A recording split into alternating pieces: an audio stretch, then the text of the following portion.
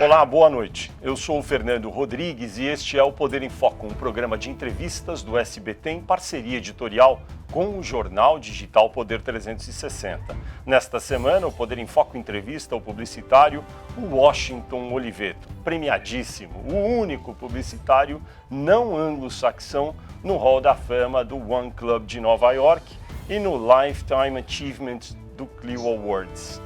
O Washington, que está hoje aqui com a gente, ganhou mais de 50 leões no Festival de Publicidade de Cannes. Washington Oliveto, uma alegria ter você aqui. Muito obrigado por ter concordado em participar aqui com a gente. Eu começo te perguntando, você já está em Londres, vivendo já há alguns anos. Como tem sido sua vida em Londres durante essa pandemia? Bom, Fernando, primeiro o privilégio é para mim estar com vocês. Eu sou um leitor fanático do Poder em Foco, que, aliás, é a minha, devido à diferença do fuso horário, é a minha primeira e última leitura do dia. Que legal, que legal. E porque com 4 horas na frente, Uhum. você está sempre lendo na frente ou depois, né? A outra coisa, eu gosto muito do programa também. Eu tive o privilégio de ser entrevistado pelo Poder em Foco anos atrás, no início do programa. Então, para mim é muito gostoso estar com vocês.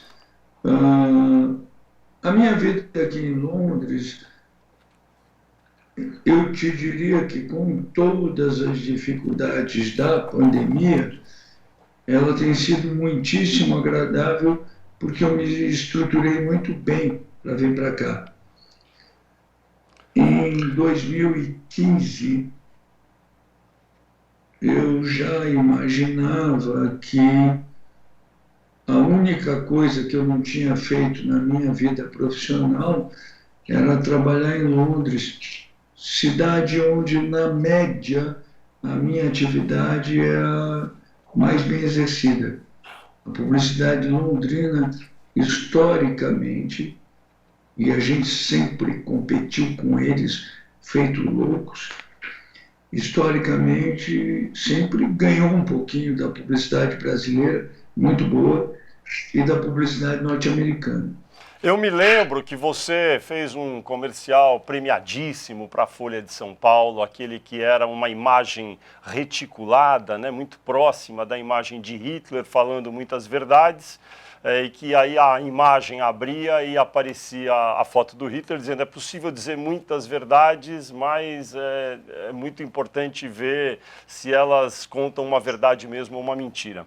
E eu me lembro, você falando da publicidade de Londres, eu me lembro de uma publicidade do jornal Guardian, que tinha uma ideia semelhante, que era aquele do piano caindo e que uma pessoa salva a outra quando o piano cai. Então tem esse paralelo mesmo, essa criatividade entre publicidade brasileira e publicidade britânica, londrina. Hoje isso ainda existe, Washington? Não existe na mesma proporção, porque as duas publicidades não estão tão brilhantes. Particularmente a publicidade brasileira, menos. A publicidade londrina ainda com alguns momentos de brilho. Você citou o comercial do Guardian, né? Que eu adoro, que era aquele, a notícia tem dois lados, né? Isso. Que mostrava que é possivelmente muso inspirador do meu comercial do Hitler, feito um pouco depois. Assim como eu tenho amigos aqui, como o John Haggart, que eu até brinco com ele, porque ele, sem dúvida nenhuma, é o publicitário inglês mais relevante nesse momento, apesar de aposentado, e eu até brinco porque ele virou Sir John Haggart, e eu digo, tudo bem, mas eu sou commendatore italiano e corintiano, então é mais. Mas que interessante isso que você falou, que a propaganda do jornal The Guardian foi, em certa medida, também te ajudou a inspirar, depois, algum tempo, a propaganda da Folha. Foi isso mesmo? Eu já conhecia o comercial do Guardian, E aí, logo depois, a gente fez o Hitler. Antes do Hitler, nós fizemos uma peça muito boa para a Folha de São Paulo, que o tema era Cuidado, esse país tem um alarme. E colocamos alarmes em cima de algumas bancas de jornal em São Paulo. Olha só. Curiosamente, com o passar do tempo, as campanhas da Folha ganharam uma proporção muito grande, porque depois do Hitler, a gente fez, por exemplo, aquele Presidentes, narrado pelo Luiz Gustavo Tatá, que dizia assim, tinha um presidente que um dia era ditador e depois ficou e tal. A gente fez o Collor antes, depois do impeachment, a ponto que em 2001 a Folha foi eleita a melhor comunicação do jornalismo no mundo inteiro no século XX. Agora, a gente está falando aqui de publicidade, jornalismo, que sempre estiveram muito imbricados, porque o jornalismo independente só existe porque a publicidade sustenta o negócio. Isso mudou muito nos últimos anos. Qual é a sua avaliação sobre essa disrupção que houve na indústria de jornalismo, também na indústria de publicidade, com a chegada dos meios online, e para onde a gente está indo a partir de agora? Bom, primeira coisa, eu acho que nunca o bom jornalismo foi tão importante no mundo, e particularmente no Brasil, como nesse ano de 2020. O grande jornalismo é absolutamente sagrado. Diria para você uma outra coisa, a publicidade brasileira não teria atingido os patamares que atingiu no mundo sem a dignidade e a competência da mídia brasileira. Eu tive o privilégio, por exemplo, nesse teu SBT, de criar a campanha SBT, Liderança Absoluta da Vice-Liderança. E naquele período aquilo era muito importante para se falar de boa comunicação. Nesse momento, quando pessoas, talvez por desconhecimento, por leviandade, por uma série de coisas, falam mal da mídia, elas estão querendo jogar o seu futuro, o futuro dos seus filhos e dos seus netos numa lata de lixo. Sem a grande mídia, a gente não consegue fazer nada. Curioso que aqui em Londres, particularmente, não se estabeleceu uma briga que, na minha opinião, é errônea, boba e infantil entre o online e o offline. Eu acho que os dois têm que ser complementares. Tem que trabalhar juntos. Exatamente como você está fazendo hoje o teu Poder em Foco, que é brilhante no online. Poder 360, no caso, no online, aqui no Poder em Foco no programa. Não, então vocês estão participando das duas alternativas de mídia. Olha, existem histórias muito claras sobre isso. Em 1955, nos lares norte-americanos, 70 e poucos % já tinham televisão em casa. E muita gente começou a dizer erroneamente que por causa disso o rádio ia acabar. E o rádio não acabou. Digo mais, o rádio no ano de 2020 está mais vital e próspero e talentoso do que nunca. Até porque ele tem uma instantaneidade que ninguém tem. Então o rádio inglês vai muito bem. E o rádio brasileiro vai muito bem. Agora deixa eu te fazer uma pergunta. Tudo depende do financiamento. Sem independência financeira não há bom jornalismo, boas empresas de mídia jornalística. No caso, você citou o rádio. De fato, o rádio sobreviveu, está aí, vibrante, mas é uma indústria que fica com uma parcela muito pequena da verba publicitária, por razões conhecidas.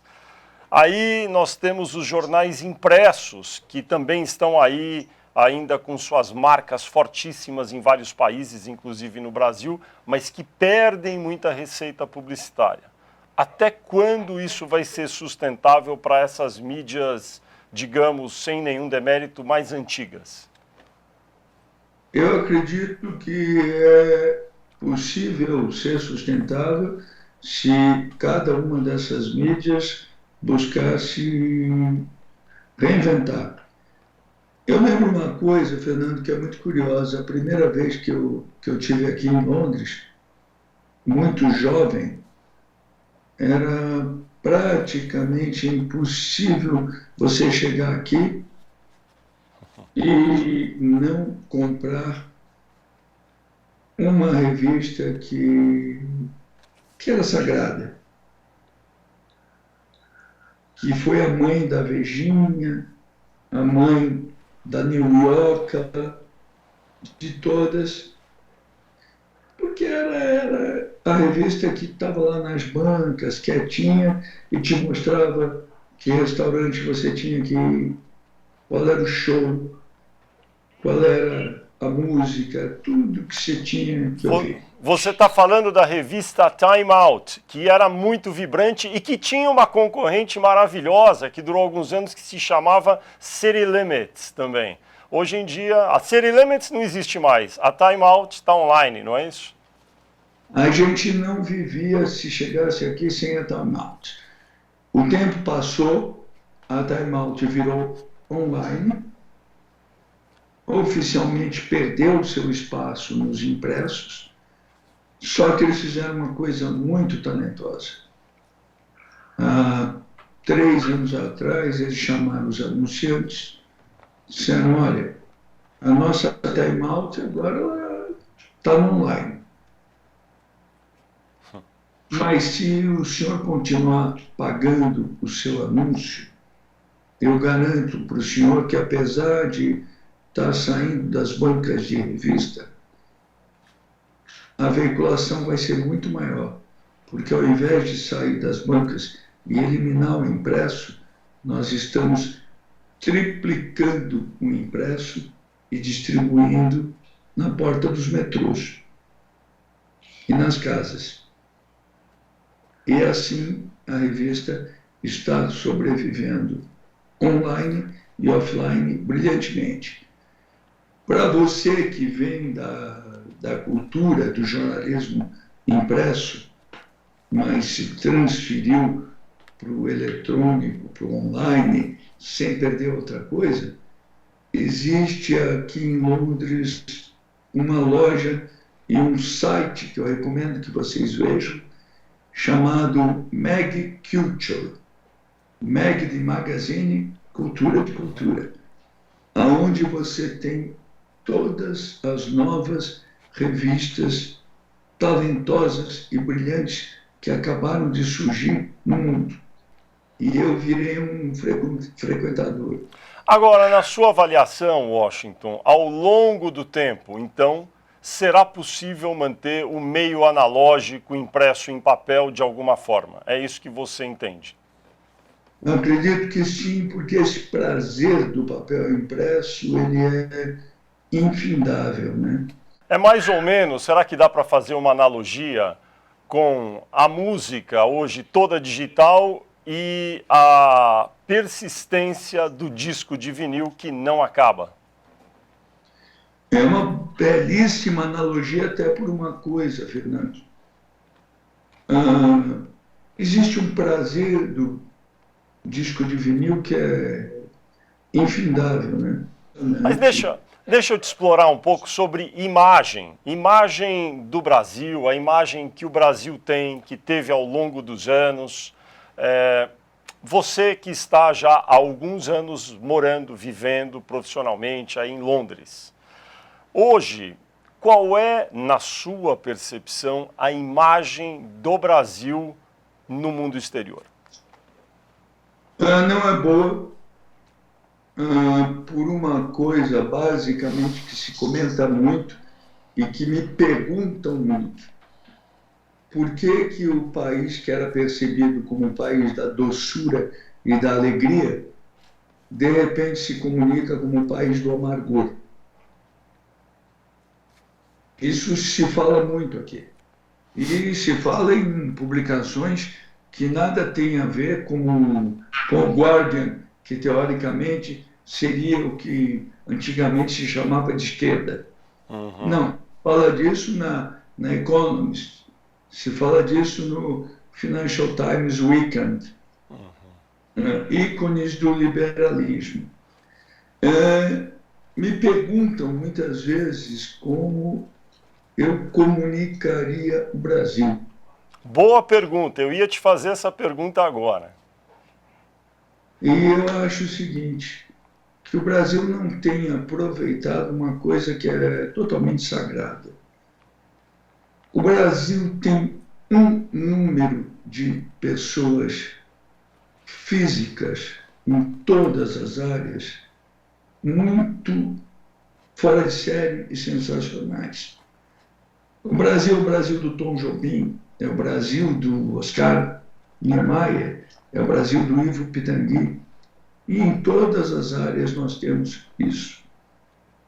Portanto, eu acho que a comunicação do Brasil teria que ser da somatória da imagem das nossas boas pessoas físicas, a construção da nossa grande pessoa jurídica. Em que medida essa escalada da polarização política entre esquerda e direita no Brasil, na sua avaliação, acaba impactando a imagem externa do país? Acaba impactando muito mal, até porque esses conceitos de eu vi um comunista são tidos como pré-históricos. Não tem nada a ver com o Brasil que as pessoas imaginam e com o Brasil pelo qual as pessoas se encantam. Uma coisa, por exemplo, aqui na pandemia, é que apesar do Boris, no início, igualzinho ao presidente brasileiro, Bolsonaro, ou ao Trump, ter subestimado a pandemia, ele logo depois reconheceu o seu erro. E o reconhecimento desse erro não se transformou em uma disputa política, muito pelo contrário. Os próprios inimigos políticos dele elogiaram o gesto. Eu acho que é uma pena o Brasil ter transformado, por exemplo, o episódio da pandemia numa disputa política, quando, na verdade, era uma coisa muito importante de saúde. Vamos resolver todos juntos. Como é, Washington, que você acha que teria sido uma comunicação correta no início da pandemia que os governos poderiam ter feito, seja aí na Inglaterra, no Reino Unido, no Brasil ou em outros países? Qual seria a atitude correta de comunicação de um governo no início desse processo de pandemia? Bom, a primeira coisa, Fernando, e eu talvez seja o cara que pode falar disso com maior isenção, primeiro porque eu nunca fiz nenhuma campanha política, nem de candidato político, nem de empresa do governo. Só iniciativa privada. Então, o meu olhar, ele é muito forte nisso. Segundo, porque eu sou um sujeito que construiu a minha vida através da persuasão. Todas as minhas campanhas é persuasão, persuasão, persuasão. Pois bem, eu acho que nesse momento é o momento da informação. É um momento para informar, não para persuadir. E na maioria dos lugares, dos países, os políticos sempre se preocupam mais em dizer aquilo que eles estão fazendo ao invés daquilo que as pessoas precisariam fazer. Eles se preocupam mais em se vender ao invés de informar. Esse é o momento para a informação. Eu acho que quem deu um show de bola nisso foi a dona Angela Merkel, na Alemanha, país que se preocupou em informar desde o início e em ter juízo desde o início. Tem algum país europeu além da Alemanha que você viu algum bom exemplo também, ou a Alemanha seria o principal? A Alemanha, eu te diria que o principal, e eu estou impressionado agora com a recuperação da Itália. A recuperação da Itália é muito interessante. Agora, Fernando, existem muitas dúvidas, inclusive, por exemplo, aqui na Inglaterra, se as mudanças são mudanças tão atreladas com a coisa da saúde ou também por causa do ponto de vista econômico. Vou dar um exemplo. Fala-se muito da proibição ou da quarentena agora para os portugueses, ou para quem foi para Portugal. Isso. Mas também fala-se muito que talvez isso esteja atrelado aos ingleses pararem de gastar dinheiro em Portugal e voltarem para cá. Isso é sinal que talvez aquele sentimento de xenofobia esteja sendo mais exacerbado agora? Não, uma coisa, Fernando, está sendo exacerbada, e essa é para se pensar, por exemplo, na área da publicidade, as agências perceberam, com home office, com uma série de coisas, que elas vão ter que encolher em número de pessoas e no tamanho dos escritórios. E isso vai acontecer. Aí tem uma coisa, a tal ideia do mundo globalizado, nesse momento onde começaram as demissões, é curioso observar que surge um protecionismo local. Então, por melhor que seja o profissional estrangeiro que você tenha na tua companhia, se você for demitir alguém, a opção será demitir o estrangeiro. Ou seja... Não estão demitindo espanhóis. Entendi. Franceses não estão demitindo franceses. Ingleses não estão demitindo ingleses.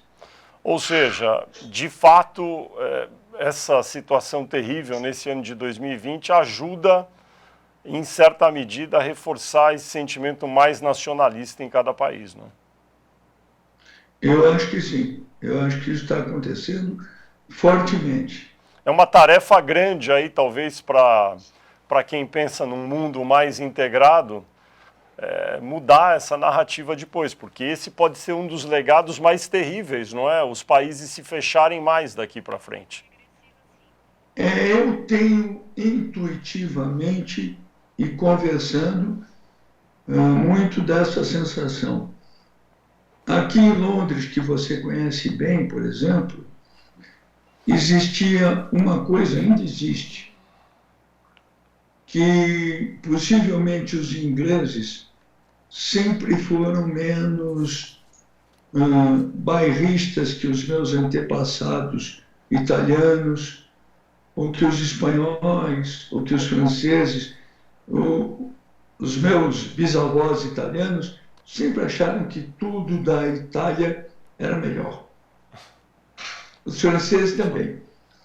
Os ingleses sempre acharam que ter dinheiro é melhor. E consumir tudo de todos os lugares. Tanto que num país com tantas cervejas produzidas, você encontra cervejas de todos os lugares do mundo. O número de produtos de fora aqui é muito grande. Isso vai mudar, Washington, você acha? Está mudando já? Ainda não, mas eu que sou um curioso profissional, vivo observando isso. E aí eu digo, será que a gente vai ter o mesmo número de queijos de todos os países? Será que nós vamos ter o mesmo número de cervejas? Eu percebo que isso, em relação aos outros países, já está se radicalizando. Mas você, quando vai ao supermercado, você está indo ao supermercado? Se você vai, você já está notando essa diferença de produtos? Não, ainda não. Não. Ainda não, eu vou ao supermercado. Aliás, teve algumas coisas interessantes aqui no radicalismo da pandemia, que foram as recomendações onde você pode sair para o supermercado, você pode sair para ir à farmácia, você pode sair para ir a lojas de materiais de construção, vai que você quer pintar alguma coisa na sua casa, e você não só pode, como deve sair, desde que mantendo a distância dos 2 metros, para caminhar. Washington, deixa eu te falar, a gente vai fazer um brevíssimo intervalo agora e o Poder em Foco volta já já.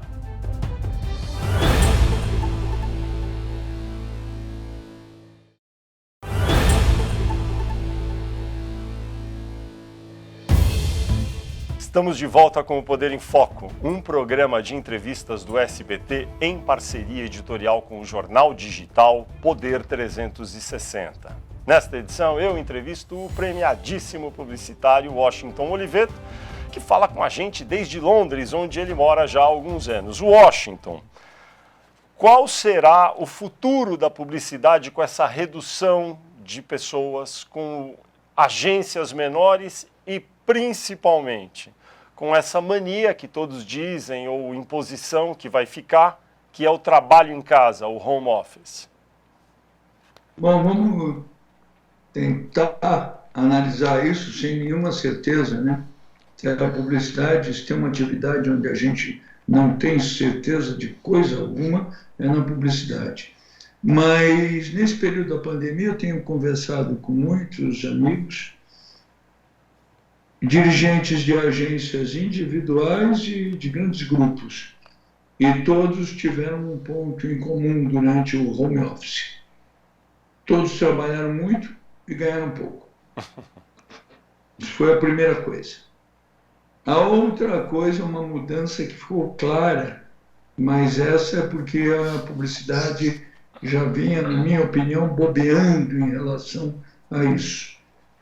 Durante o período do home office, os anunciantes, os clientes, quem paga essa conta, só quiseram conversar com os dirigentes das agências ou com quem criou as ideias. Ou seja, todos os adereços paralelos, todas as pessoas que faziam mais reuniões, todos os assistentes e tal, passaram a não interessar para o anunciante. Isso significou que, passada a pandemia, as agências de publicidade, que já estavam gordinhas e precisando emagrecer por uma questão estética, vão precisar emagrecer por uma questão de sobrevivência. Elas não sobrevivem se elas não ficarem menores. Menor quanto? Hein? Menor quanto? Elas vão ter que diminuir de tamanho no sentido que elas vão ter que ter exatamente as pessoas com poder de decisão e com capacidade de criação. Você diria que... Você diria, Washington, que o mercado de publicidade em geral, o número de pessoas, vai ser reduzido em 10%, 5%, 20%? O que você acha? Eu não sei te dizer, mas eu te diria que numa agência hoje tida como boa, dá para fazer a mesma agência com a metade das pessoas. Metade das pessoas. Dá. Posso garantir que dá. 50% de redução? Não sei se vai acontecer, mas essa é a verdade. É triste até averiguar isso, pensar isso, mas, na verdade, o que aconteceu é que tanto as agências quanto os anunciantes foram ficando inchados dos dois lados. E toda vez que alguém contratava um assistente de um lado, o outro alguém tinha que contratar um assistente do outro lado para atender o assistente. Assistente falando com assistente.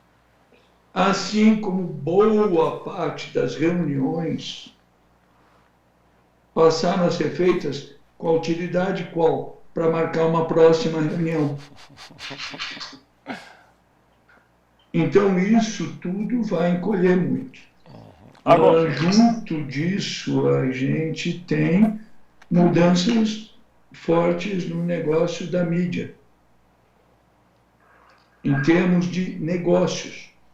Por exemplo, o Brasil, que era o país que manteve até pouco tempo atrás as mais sofisticadas técnicas e competentes estruturas de mídia dentro das agências, nesse momento vai ter que prescindir de boa parte disso.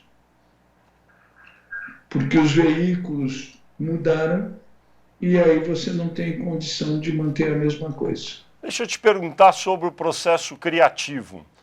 O home office, a pessoa sozinha em casa e se comunicando, como nós dois estamos aqui agora em videoconferência, isso reduz a capacidade criativa? Tem como medir a perda de criatividade por conta disso ou não teve efeito? Não, eu te diria o seguinte, que o gesto criativo, igualzinho ao gesto da vida, quanto mais companheirismo envolver, quanto mais a presença física envolver, melhor ele será. Assim como, olha, eu vou te dar um exemplo muito claro. Nas minhas agências, nos últimos anos, eu sempre pedi, isso com a presença física, para o meu pessoal não trabalhar com um fone de ouvido ouvindo uma música enquanto estivesse escrevendo.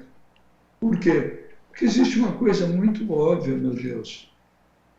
A menos importante das canções é mais interessante que o mais brilhante dos briefings. Então, você tem que ter uma concentração naquele momento. Assim como a troca de ideias, os clichês da linguagem da publicidade, como o brainstorm, eles vêm da presença física. Eu não acredito que o home office vai se implantar totalmente, não acredito. Mas acredito que vai crescer. Vamos falar... E aí tem até, olha, Fernando, comentários de papos que eu tenho tido aqui. Temos home office, certo? Que tipo de cachorro a gente vai comprar? Late mais e atrapalha a reunião? Ou que late menos? São tantas mudanças para a gente pensar, né? É verdade, é verdade. Agora, voltando para a indústria de mídia, ou seja, os veículos que veiculam a mídia, a propaganda, as agências e esse mercado todo, ele sofreu uma movimentação de placas tectônicas nas últimas 2 décadas. No Brasil, por exemplo, a empresa que mais fatura com publicidade hoje não é uma TV, um jornal, uma rádio, uma revista, é o Google. O Google é a empresa que mais fatura em publicidade com, enfim, a mídia que ele oferece. Qual é a sua avaliação? Isso é inexorável? Veio para ficar? Tem alguma mudança que vai vir daqui para frente ou é essa a nova realidade? Não, a gente acha que vai ter muita coisa para se analisar a partir disso. Eu, inclusive, meses atrás, conversei com o Fábio Coelho, que preside o Google, sobre isso. Trocamos ideias sobre isso. A gente olha os nossos veículos de comunicação, os tidos como tradicionais e os tidos como modernos, como eles estão se comportando. Eu acho que a única dúvida que a gente não precisa ter é que seja qual for o veículo no negócio da comunicação, se não tiver uma grande ideia, não acontece nada. Deixa eu te perguntar sobre o formato da publicidade hoje em dia. Você mencionou o Fábio Coelho, ele é presidente do Google, né? Para quem nos assiste aqui, o presidente do Google no Brasil. Antigamente, uma empresa que vendia um produto, contratava uma agência, definia a campanha e aí buscava-se os veículos que tinham o público que se queria atingir. Uma televisão, um jornal, revista, rádio. Hoje em dia, você define a campanha e muitas dessas campanhas entram no que se chama, para o nosso telespectador, aqui quem nos acompanha no YouTube também, a tal da mídia programática. Você coloca no Google e ele vai jogar em centenas de milhares de endereços na internet. E a responsabilidade por filtrar qual é o site onde entra aquele anúncio fica para o anunciante e para a agência. O Google só oferece a plataforma. E às vezes a gente sabe o que acontece, porque é impossível um ser humano, ou 10 ou 100, filtrarem todos aqueles sites. Às vezes, uma propaganda muito bonita, de algo edificante, vai parar num site ruim. Como resolver isso? Eu acho isso muito, muito ruim. Olha, eu vou comentar uma coisa.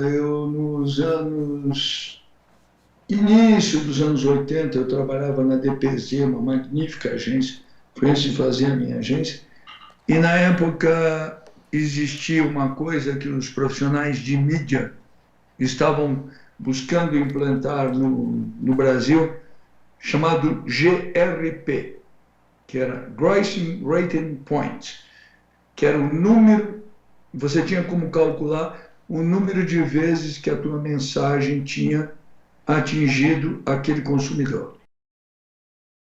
Naquela época eu escrevi um anúncio da DPZ, a gente se vangloriava de ser a agência que fazia as coisas melhores, isso foi antes da Brasil e tal, que o título era QI é melhor que GRP, ou seja, coeficiente de inteligência era melhor que GRP. Acho que o mesmo raciocínio vale para hoje. A gente tem que pensar, ok, temos muitas alternativas de mídia, algumas já existentes, outras novas, tudo bem, nós temos que ter uma grande ideia central que tenha capacidade de estar presente em todas as mídias de acordo com a característica daquela mídia. Mas quem deve gerar a ideia de como vai ser escolhida essa mídia é a agência, é o anunciante. Essa maluquice de pensar que algo pode ser metrificável e, portanto, é importante, mas você só pode metrificar aquilo que acontece. E para acontecer, você tem que saber primeiro é seduzir, é encantar.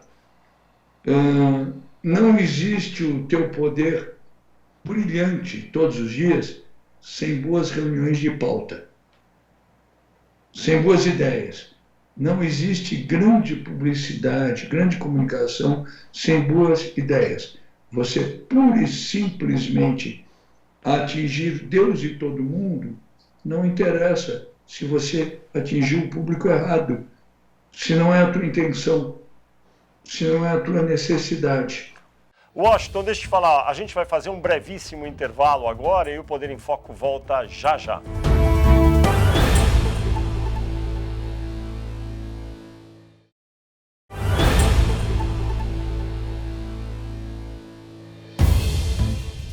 Estamos de volta com o Poder em Foco, um programa de entrevistas do SBT em parceria editorial com o jornal digital Poder 360. Nesta edição, eu entrevisto o premiadíssimo publicitário Washington Oliveto, que fala com a gente desde Londres, onde ele mora já há alguns anos. Washington, você acredita que plataformas como o Google deveriam também se reinventar e oferecer um produto mais refinado? Porque hoje em dia, praticamente a gente fica na mão dos algoritmos ali, e se o anunciante ou a agência quiserem, eles que se virem para ficar lá o dia inteiro filtrando onde vai entrar a publicidade, o que é virtualmente impossível, porque são milhões de sites em que a publicidade entra.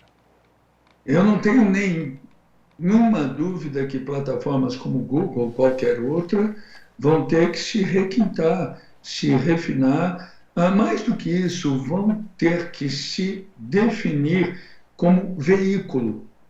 Dizer, nós somos veículo de comunicação, somos veículos de publicidade ou somos as duas coisas ao mesmo tempo. O que eles são, na sua opinião, hoje? Hein? O que eles são hoje, na sua opinião? O Google, o Facebook, são veículos de comunicação ou veículos de publicidade? Aí que tá, não está definido isso. Digo mais, não sei se você viu um ótimo documentário chamado Dilema Digital, que está passando Sim. na Netflix. Sim. Onde tem uma frase de uma dramaticidade terrível, dizendo que só a turma do narcotráfico e da internet chama o consumidor de usuário. É verdade. É verdade. Que é uma frase dramática, forte, pesada. Então, eu acho que mais do que nunca, até particularmente plataformas como o Google, que contratou e continua contratando alguns profissionais das agências, precisa discutir isso internamente, precisa, na minha opinião, aprimorar o seu produto jornalístico e o seu produto de comunicação. O nome do documentário que o Washington acaba de citar, para quem nos vê no YouTube, aqui no SBT também, é O Dilema das Redes, não é? E que fala exatamente isso, que as duas indústrias que chamam os consumidores de usuários são o narcotráfico e as redes sociais. Aí. Agora, na sua avaliação, o Google, o Facebook precisam assumir, portanto, mais responsabilidade pelo que fazem, é isso? Sem dúvida nenhuma. E a verdade é a seguinte, né? É um momento onde todos nós temos que reconhecer os méritos e deméritos das redes sociais. Vamos imaginar, por exemplo, nós, nesse momento da pandemia, sem o tão adorado e tão criticado WhatsApp. Como que nós iríamos nos comunicar com os nossos amigos, com os nossos familiares, sem a tecnologia, como nós dois hoje estaríamos batendo esse papo? Então, tudo isso é maravilhoso e é complicado. Deixa eu falar do tema que aqui em Brasília, onde eu fico por dever de ofício, deixa eu deixar bem claro, é muito importante, que é a política. Tem uma frase sua, Washington, que é muito conhecida, que nada melhor para a publicidade do que a verdade. De que forma isso, você que nunca trabalhou para políticos, para governos, de que forma essa frase está imbricada também com o dever do político e dos governos e hoje talvez um pouco, enfim, esquecido esse conceito? Olha, eu te diria que cada vez mais a verdade fica fundamental para quem comunica qualquer coisa, seja na vida pessoal, seja na comunicação, seja na política, né? Eu acho que cada vez mais a transparência e a verdade dita, que não significa que tem que ser a verdade pura e simplesmente, não. A verdade dita com talento, a verdade dita com originalidade, com uma coisa que te surpreenda. Isso é totalmente fundamental. E eu acho que isso vem de muito tempo, né? Vamos pensar, quando em 1978 eu tive o privilégio de, com o Francesc Petit, criar o Garoto Bombril, que durou 35 anos e entrou para o Guinness Book of Records. A base daquele personagem era dizer a verdade, era não ser infalível. Eu acho que isso, sabe, isso vale para uma relação pessoal, vale para um sujeito que quiser conquistar a sua namorada e dizer, olha, eu não sou grande coisa não, mas eu acho você interessante para a minha vida. Vale para o... Eu sou filho de um vendedor, né? E eu aprendi isso muito na infância. Meu pai era um bom vendedor, meu pai vendia pincéis. Ele não era um vendedor tão importante, mas ele tinha uma coisa que, pelo fato de falar a verdade, os clientes dele diziam, olha, não precisa nem se preocupar, não. Vê aí o que está faltando no nosso depósito de material de construção e manda, a gente confia em você. A verdade, ela gera uma coisa que é sagrada, que é a confiabilidade. Uma coisa que eu gosto muito, por exemplo, falando bem de você pela frente, não pelas costas, do poder de vocês, é a busca de isenção que vocês têm de falar a verdade. E é claro que de vez em quando vai errar. É claro que de vez em quando não vai corresponder à expectativa, mas é uma busca de isenção. A verdade, ela tem essa vantagem, né? A verdade é a partidária e por isso ela conquista tudo e a todos. Muito bom. Washington, que alegria ter você aqui no Poder em Foco. Terminou nosso tempo. Queria te agradecer muito por conceder essa entrevista aqui para o Poder em Foco, uma parceria aí do Poder 360 com o SBT. E eu também agradeço a você, telespectador, que acompanhou o programa até aqui. Aproveito para lembrar que você pode assistir a esta entrevista nos canais do SBT Jornalismo e do Poder 360 no YouTube. E no próximo domingo, logo depois do programa Silvio Santos, tem mais um Poder em Foco, sempre conversando com personalidades do ambiente do poder. Espero vocês aqui de novo domingo que vem e desejo uma excelente semana a todos.